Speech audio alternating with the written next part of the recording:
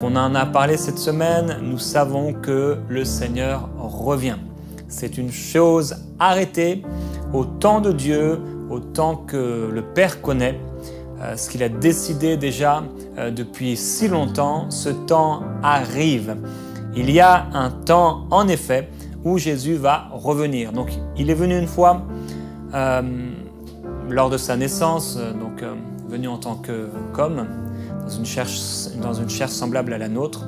Il a donné sa vie, il est ressuscité entre les morts et nous avons cette promesse en tant que chrétiens, qu'enfants de Dieu particulièrement, que le Seigneur revient nous chercher. Et il revient chercher une église et plus particulièrement une épouse qui s'est préparée. Des hommes et des femmes qui l'aiment passionnément et qui attendent son retour. Et nous avons vu que il y a des signes dans le monde, des signes pour Israël et des signes pour l'Église qui annoncent qu'en effet, nous sommes dans ce temps si particulier où Jésus est à la porte et parce que Jésus est à la porte, il faut qu'on se prépare. En effet, ce n'est pas parce que nous sommes appelés simplement chrétiens que forcément nous sommes prêts ou que nous nous sommes préparés. Pour être prêts, eh bien, c'est clair, il faut se préparer. Et le retour du Seigneur et ce que le Seigneur enlèvera sont des personnes qui se sont préparées. On le voit ici et là dans la parole de Dieu, tout comme d'ailleurs les vierges sages avaient préparé l'huile dans leurs lampes et avaient de quoi pouvoir tenir.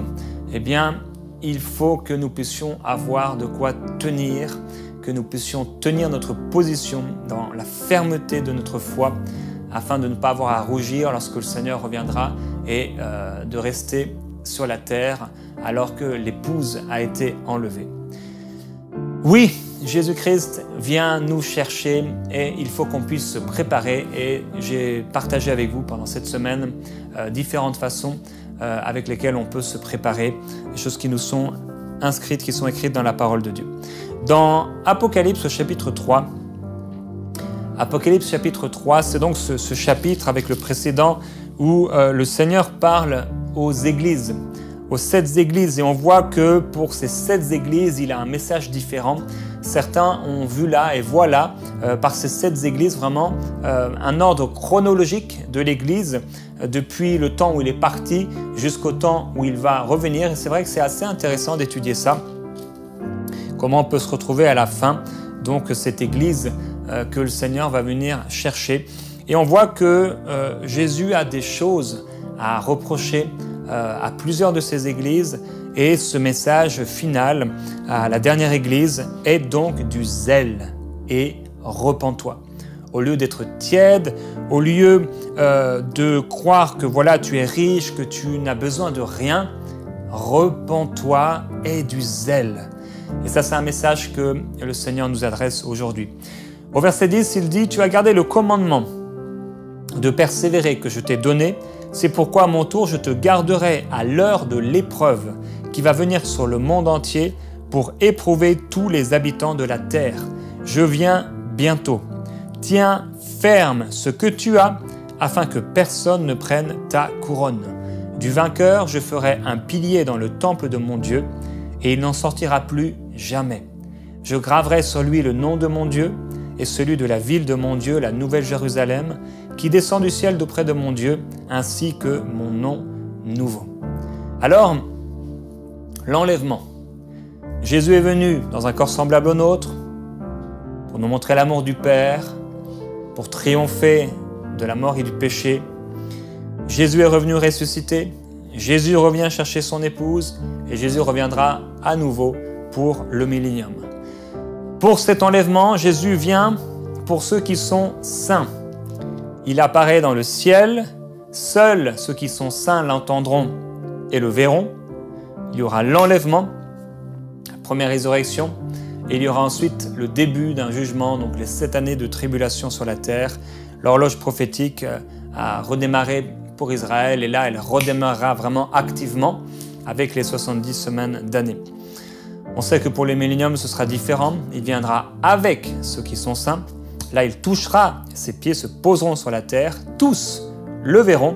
Et ce sera la fin de la tribulation. Israël va se convertir en masse et le début d'un temps de paix sur la terre extraordinaire qu'on appelle le millénium. Et donc, Dieu a établi un temps précis où il va juger la terre et jusque-là, on est en train de vivre le temps de la grâce. Mais après ce temps de la grâce, il va y avoir un temps de tribulation sur la terre que la terre n'a jamais connu auparavant. Et la frayeur va s'emparer de tous les hommes devant la colère de Dieu qu'il a retenu jusqu'à ce jour. Nous sommes le peuple de Dieu, nous sommes ses ambassadeurs, nous sommes un peuple étranger au monde et mis à part pour Dieu. Nous sommes un royaume mis à part, une race élue, un sacerdoce royal. Nous sommes citoyens du ciel. Et de la même façon que les ambassadeurs sont retirés avant la guerre dans un pays, de la même façon, Dieu va nous retirer avant la tribulation qui arrive dans le monde pour nous retirer et nous enlever avec lui. Donc c'est son épouse qu'il réunira auprès de lui pour la protéger. Le Seigneur a décidé de réunir ceux qui sont déjà morts et ceux qui seront morts au troisième ciel et ceux qui sont vivants sur la terre lors de son avènement et les faire se rencontrer dans les airs, dans les nuées et ensuite repartir avec le Seigneur. Donc dans 1 Thessaloniciens au chapitre 4 et au verset 15, 1 Thessaloniciens 4 verset 15, il écrit « Voici en effet ce que nous vous déclarons d'après une parole du Seigneur. Nous ne mourrons pas tous, nous les vivants, restés pour l'avènement du Seigneur, nous ne devancerons pas ceux qui se sont endormis. Car le Seigneur lui-même a un signal donné à la voix d'un archange, au son de la trompette de Dieu. Il descendra du ciel, premièrement, et les morts en Christ ressusciteront en premier lieu. Ensuite, nous les vivants qui serons restés, nous serons enlevés ensemble à la rencontre du Seigneur dans les airs, donc avec eux, dans les nuées, et ainsi nous serons toujours avec le Seigneur. Consolez-vous donc les uns les autres par ces paroles. Et j'ai déjà dit que pour le peuple, pour les disciples et pour les croyants, les premiers croyants, c'était vraiment une promesse qui fortifiait leur foi, qui les encourageait, qui les aidait à persévérer et à tenir ferme dans leur foi, le fait que le Seigneur allait revenir. Et aujourd'hui, c'est vrai que si on peut se comparer à l'une de ces 7 églises, certainement se comparer à celle qui est tiède, qui croit être riche, qui n'a besoin de rien et qui a oublié d'où elle est tombée. Il est vraiment important que nous puissions nous rappeler qu'un jour pour le Seigneur est comme 1000 ans et que le Seigneur a promis qu'il vient et il vient bientôt. Je crois personnellement de tout mon cœur que Jésus-Christ est à la porte. Et donc l'apôtre Paul dans 1 Thessaloniciens au chapitre 4 ici, il nous montre la chronologie de ce qui va se passer.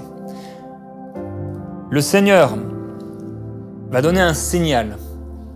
Il va y avoir un signal qui va être donné dans les cieux, la voix d'un archange, qui va être suivie par le son de la trompette de Dieu. Et quand cette voix va être donnée, va émettre un son, quand la trompette de Dieu va sonner, à ce moment-là, le Seigneur descendra du ciel. Ça, c'est ce qu'il va faire. Il va descendre du ciel et ceux qui sont morts en Christ ressusciteront en premier lieu. Et donc, c'est la première résurrection. Ensuite, il y aura l'enlèvement de l'Église, ou j'aime dire de l'épouse, qui est sur la terre, avec la transformation de cette Église, de cette épouse, de ceux qui sont restés vivants, la transformation de leur corps, la réunion de l'épouse dans les airs avec ceux qui étaient déjà morts et finalement, une fois réunis dans cette nuée de gloire avec le Seigneur, ceux qui étaient morts et ceux qui sont restés vivants, ensemble, enlevés à la rencontre du Seigneur et non seulement à la rencontre du Seigneur, mais pour rester en tout temps et toujours avec le Seigneur. Donc c'est assez particulier comment le Seigneur ne posera pas encore ses pieds sur la terre, mais ça va se passer entre le ciel et la terre, on va dire, un moment particulier où c'est comme une brève apparition. Il prend ce qui est à lui et il l'amène au ciel avec lui pour l'éternité. C'est ce qu'on appelle l'enlèvement de l'Église. Alors je sais qu'il ici et là, certaines églises ou même certains croyants vont prêcher contre ces choses, vont dire que non, Jésus ne va pas revenir, etc. Eh bien, nous savons que ça fait partie des fausses doctrines qui peuvent arriver et qui peuvent être données ici et là. Le Seigneur revient. On ne sait pas ni le jour ni l'heure, mais nous savons une chose, c'est qu'il revient et qu'il revient bientôt. Alors, dans 1 Corinthiens chapitre 15, 1 Corinthiens chapitre 15,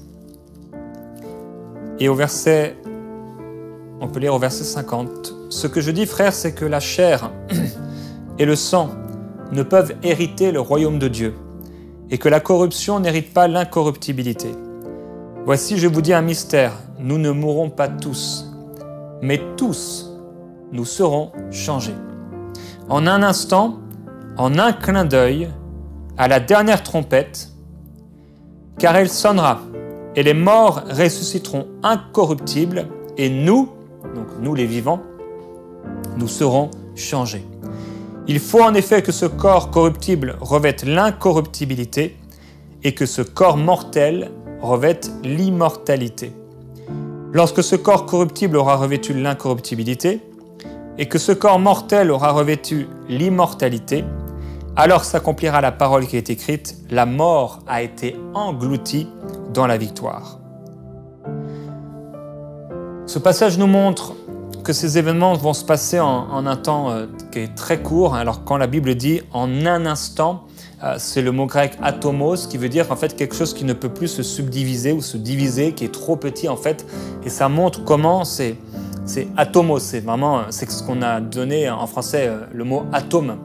C'est vraiment le plus petit des particules qu'il peut avoir. Et en effet, ça va être en un instant.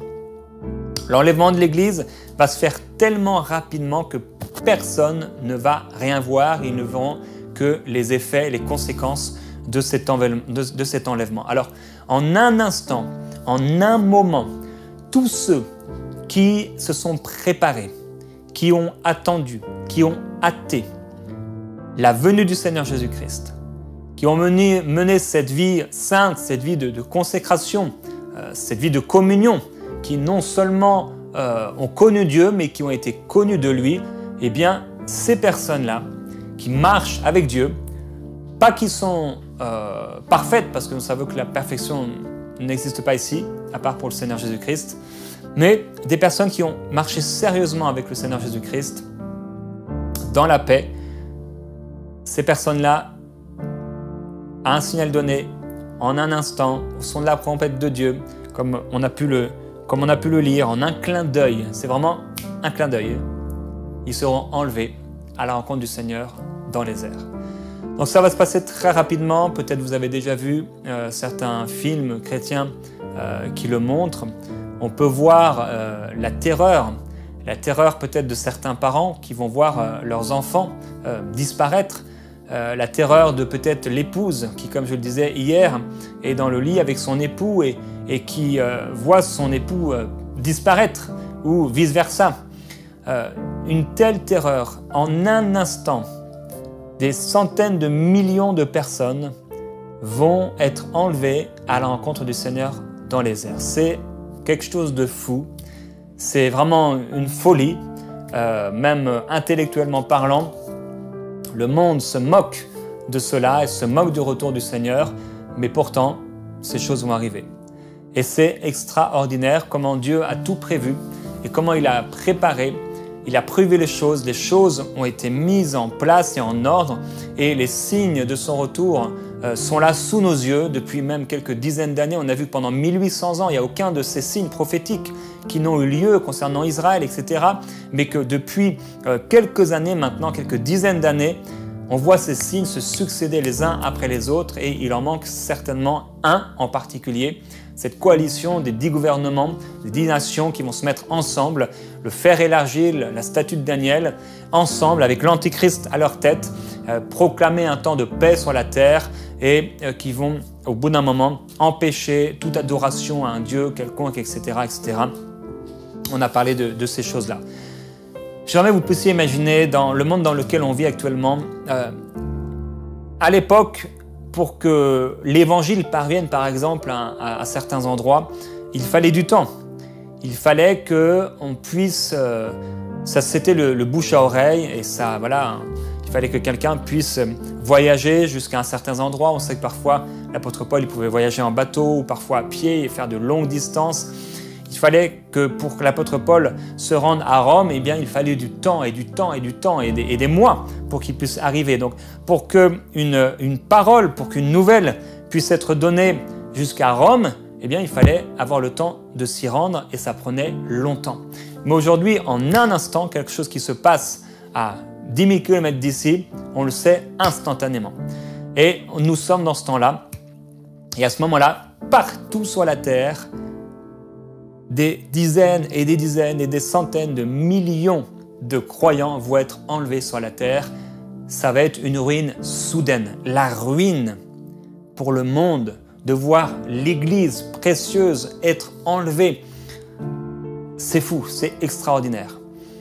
Et donc, on pourrait se trouver dans une ville, si on n'appartient pas à Dieu, et voir des personnes être enlevées là sous nos yeux. Ça peut être le conducteur du bus, ça peut être quelqu'un avec qui on marchait, ça peut être dans une classe, à un moment, quelques personnes qui sont enlevées instantanément. Ça peut être dans un avion, espérons que ce n'est pas le pilote, mais certainement, il y aura des choses de ce genre où les gens vont voir des avions s'écraser, vont voir des voitures s'écraser, etc. Toutes sortes de choses qui vont se passer.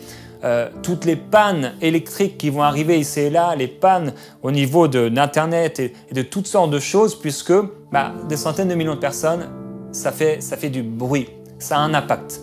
Quand Pharaon a vu le peuple partir, j'imagine qu'au bout de quelques minutes, au bout de peut-être 30 minutes ou une heure, on a commencé à leur dire « mais on a besoin de ceci, on a besoin de cela ». Il n'y avait plus d'ouvriers, il n'y avait plus personne. Et ils ont vu l'impact tout de suite, le jour même, du fait que les Israélites n'étaient plus là. Et de la même façon, quand on enlève de la terre des centaines de millions de personnes, ça va avoir un impact. Régulièrement, j'appelle des compagnies de voyage ou dans mes différents voyages dans les aéroports, et je m'aperçois qu'il y a beaucoup d'enfants de Dieu.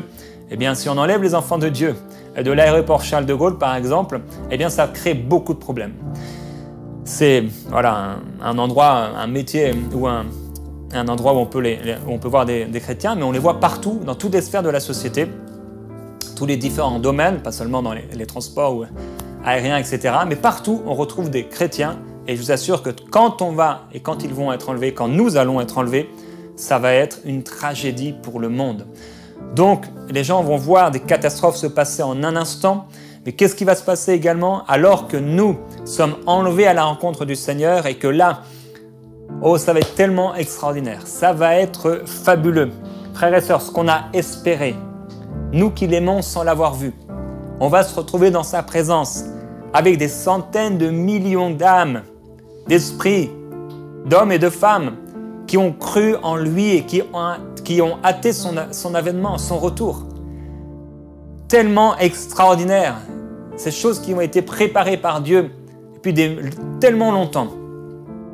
Et sur la terre, à la seconde qui va suivre, un bouleversement, une terreur, une confusion totale va venir, une panique mondiale, comme un filet sur la terre, va tomber sur le monde.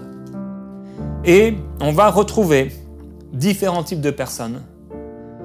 Je crois personnellement, comme je l'ai déjà dit cette semaine, c'est ma conviction personnelle, que ce n'est pas toute l'Église qui va être enlevée, mais que c'est l'épouse qui va être enlevée, ceux qui se sont préparés, ceux qui sont prêts.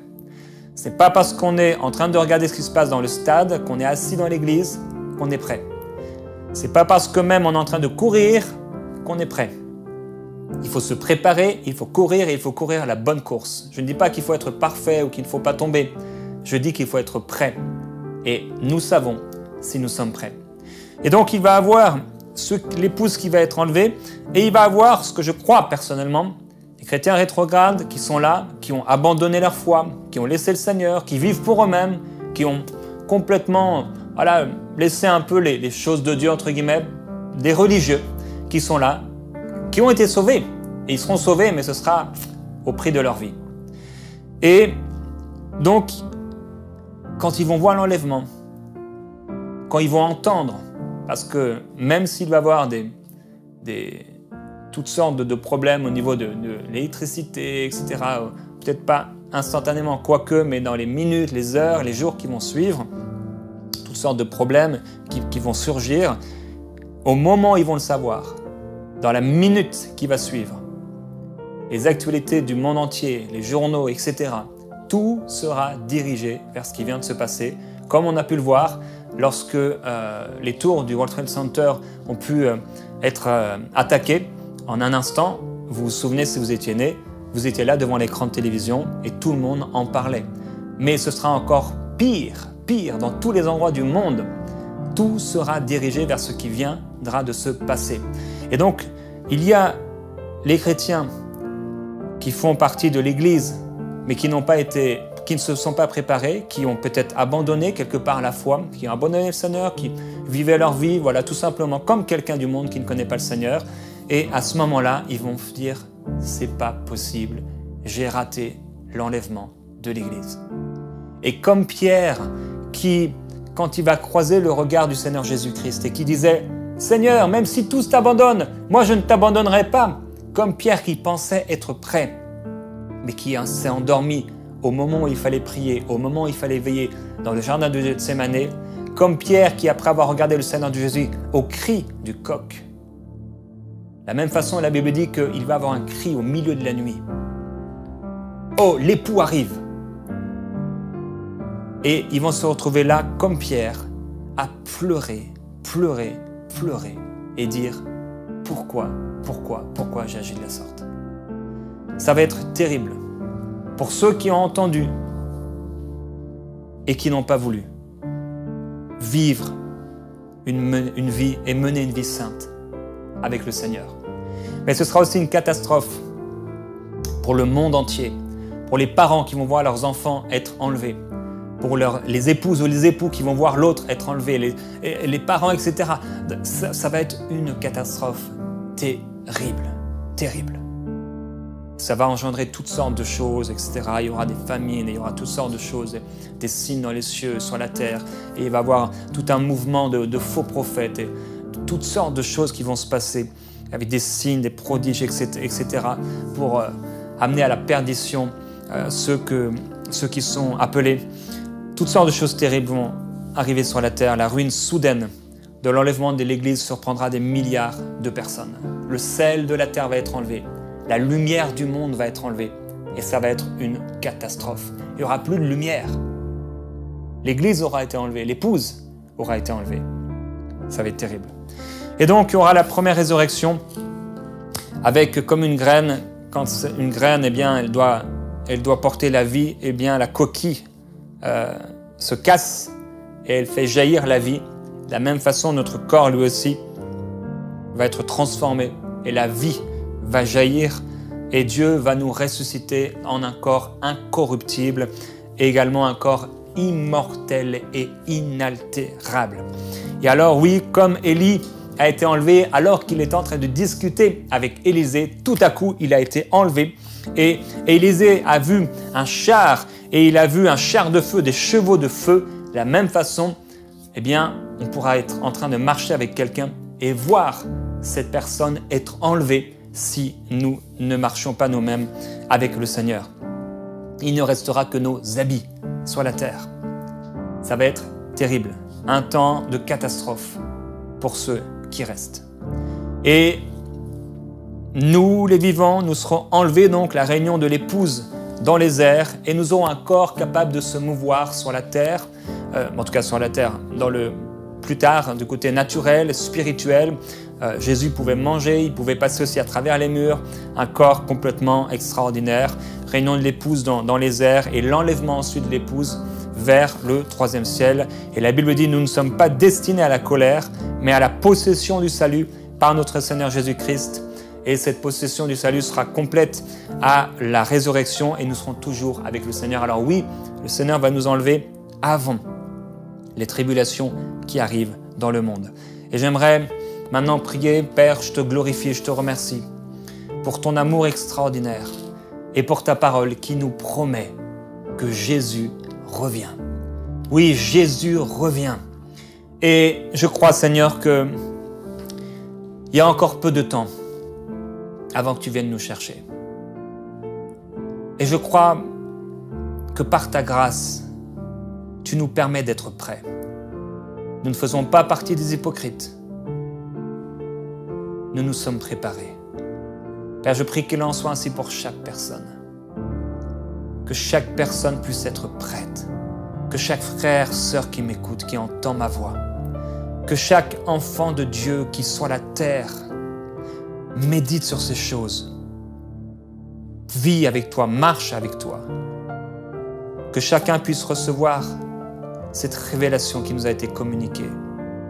Que tu reviens bientôt. Saint-Esprit, fais naître dans les cœurs quelque chose de nouveau par rapport à cette promesse. Fais naître une espérance vivante. Seigneur, je prie que tu enlèves de nos cœurs et de nos vies tout ce qui nous empêche de voir la vérité, de vivre pleinement pour toi. Je prie particulièrement, Père, aujourd'hui pour ceux qui ont laissé la foi, pour ceux qui ont choisi de vivre leur vie et qui ont été découragés, peut-être qui ont été attaqués, et qui aujourd'hui vivent simplement selon leurs intérêts. Ils savent que tu existes. Ils savent que tu es vivant. Ils savent que ta parole est vraie. Mais tellement fatigués, tellement découragés, tellement peut-être confus, ils sont petit à petit tombés dans le péché. Ils sont retournés à la boue, Seigneur. Et je prie pour eux aujourd'hui. Je prie pour vous aujourd'hui, si c'est votre cas, que vous puissiez vous tourner vers le Seigneur et vous repentir.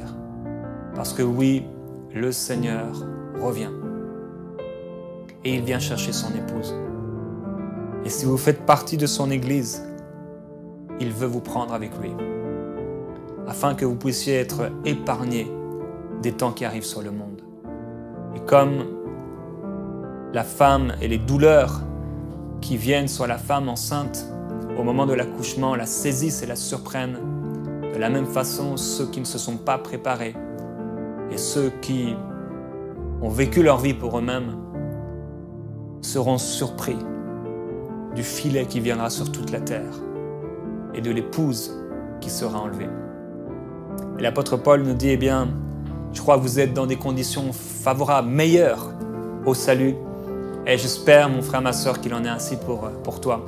Et je veux t'encourager à partager, à communiquer autour de toi cette bonne nouvelle que Jésus revient. Oui, c'est quelque chose qu'on entend peut-être de moins en moins. Et pourtant, de plus en plus, nous nous en approchons. Il faut le dire. Et le Seigneur le dira que, voilà, des moqueurs viendront, les apôtres le diront, que des moqueurs viendront.